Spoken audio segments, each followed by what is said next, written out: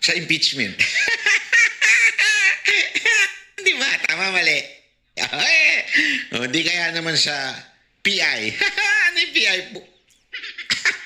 Yung People's Initiative ko, no? Affidavit, by virtue of his position and authority bilang speaker, si Romualdez daw ang nag-udyok kinako at iba pang public officials na gumawa ng umano'y acts necessary to implement the scheme. Kabilang daw dyan ang identification at insertion ng project sa national budget, ang pamamahala sa kanilang approval at funding at ang imposition and collection ng kickbacks. Pero paninindigan ng Office of the Ombudsman sa complaint affidavit, hindi ligtas sa krimen si Ko, lalo na't active and knowing daw ang kanyang partisipasyon. Ayon sa affidavit, si Romualdez ang tinuturong mastermind ng flood control scandal. Kabilang sa mga pinagbasehan nito ang mga statement ng naglahong Senate witness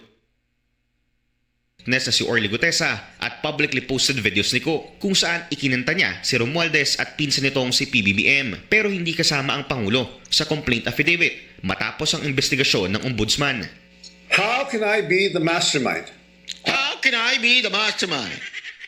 Kapatid niyo yung kay tsaka yung video ni yung may utang kay BP Sara Duterte. How can I be the mastermind? Tapos sabi, dahil kay speaker, meron tayong IX.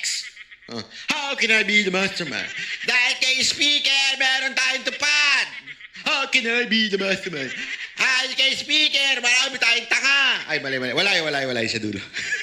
I was the former Speaker of the House of Representatives, but the House of Representatives is only one part of the branch of government, the legislature.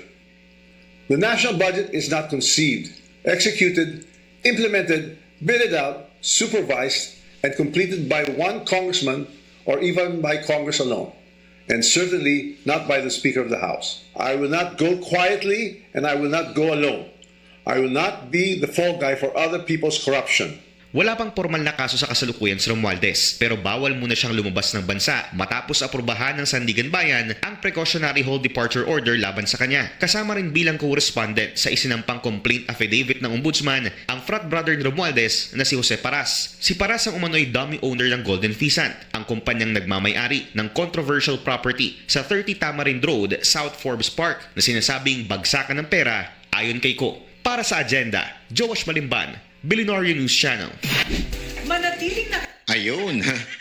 So, ayun na nga.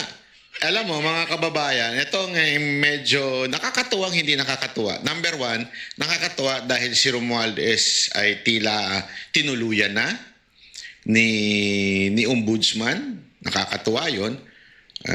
Parang ginawa na siyang sacrificial lamb ni Marcos. O ngayon, ang tanong, di ba, naalala ninyo, nagkaroon ng alleged pagbabanta o threaten si Romualdez at sinabi niyang mananagot o yung hindi lang siya ang maaring lumubog, papangalanan daw niya kung sino man ang dapat lumubog. Etong lumabas na ito, magpapangalan na kaya siya? Maglalabas na kaya ng video si Romualdez?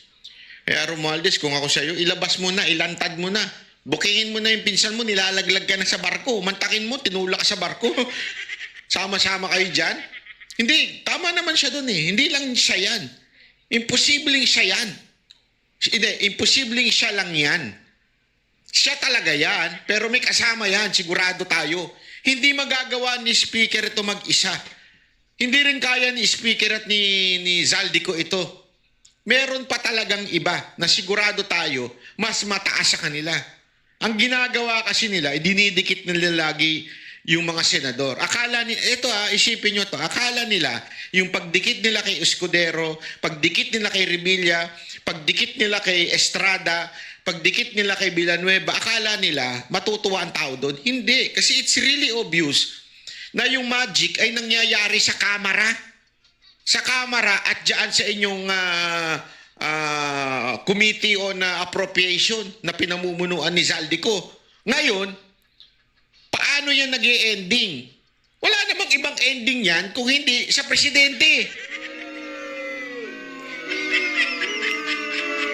Mantakin mo, sino ba ang pipirma niya para maging batas ang ating budget? Kasi nagiging batas yun eh.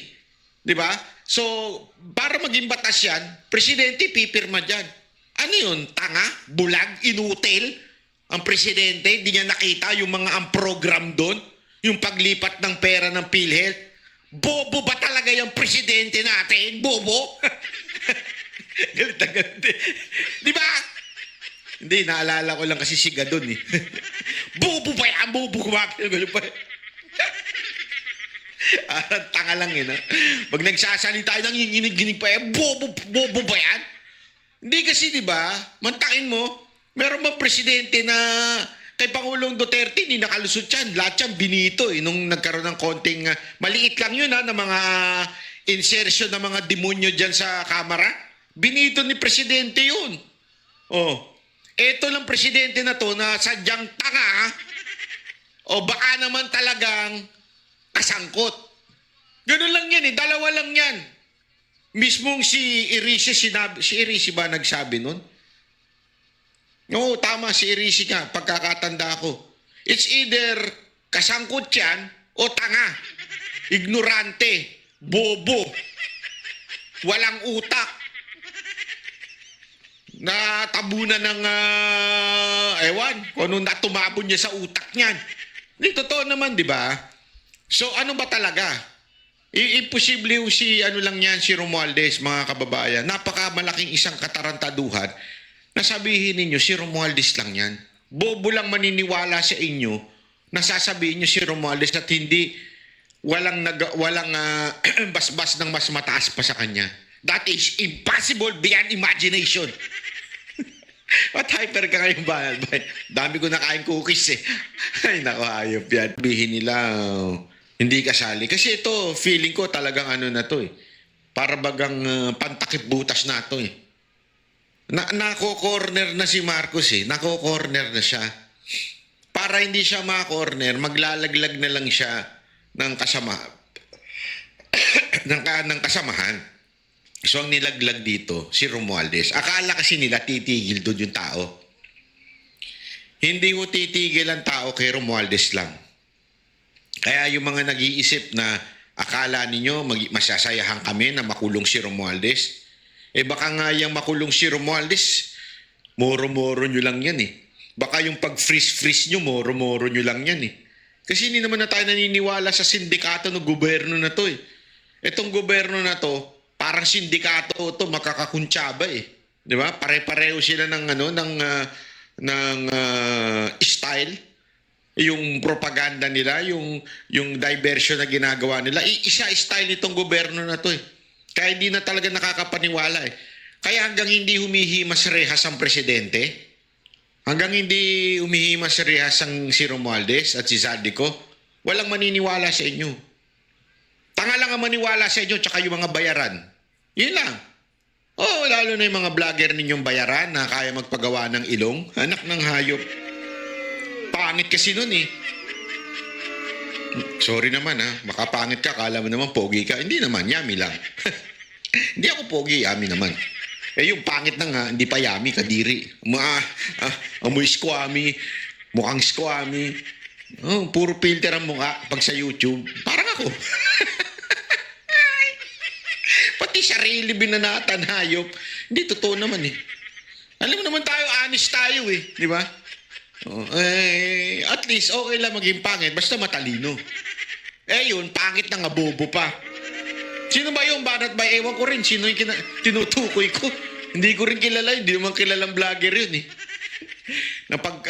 May naikwento lang sa akin eh. Sabi nung isa, uy, alam mo yung si ano, nagpagawa daw ng ilong. Sabi ko, sino yung hayop na nagpagawa ng ilong na yun? Hindi, nagtataka talaga ako. Ako nga, nagpasira ako ng ilong eh. Oo. Dati kung pogi, eh masyadong mahirap pag pogi, Brad. Na ang daming nagpapa-picture. Ang ginawa ko, sabi nila kasi, uy, kamukha mo daw si Daniel Padilla. Sabi ko, shit. Kaya ang ginawa ko, pinasira ko yung ilong ko para hindi na ako magkamukha. Ayoko na may kamukha eh. Di ba? Gusto niyo ba yung gano'n? May kamukha kayo? Pagka nakita kayo, uy, kamukha mo si ganito. Ang pangit, di ba?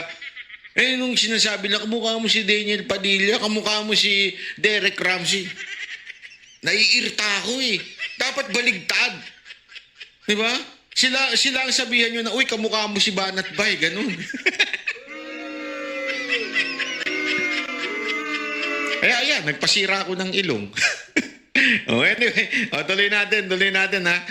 Ito pa, mga matitindi pang issue. Ay, sandali, yung issue pala seryoso. Ito, seryoso to. Seryoso ito, yung announcement po ng INC. Kanina po, ako'y natutulog. Mahimbing na mahimbing ang tulog ko. Sabi nga nung aking naglilinis, sabi, alam mo sir, grabe yung telepono mo, ring ng ring. Wala ka. Ang haba ng tulog mo. Sabi sa akin ng gano'n, no? Tapos, sabi, lakas ng hilik mo. Sabi sa akin ng gano'n, no? Pambira, oo. Hindi kasi, kagabi, hindi ako makatulog. Hindi talaga ako makatulog. So, nag-inom ako ng kung anong pampatulog. Pero hindi naman yung yung mga melatonin lang, mga ganon, mga sleep aid, ZyQuil, mga ganon lang naman. Hindi naman yung mga kasi meron talagang pampatulog nagmagugrogi ka, yung ewan ko kung anong tawag doon. So, uminom akong pampatulog, tapos nag-earplugs ako. Talagang sobrang dilim ng kwarto ko, wala ka maaaninag na ilaw. So, nakatulog ako na sobrang haba. As in, natulog ako sobrang haba. Nag-alarm na daw yung relo ko ng 1 oras mahigit. Tapos may nagdi-drill pa daw sa kabilang unit, ganyan-ganyan. Hindi daw talaga ako magising. Pero sabi naman niya, buhay naman. Bakit?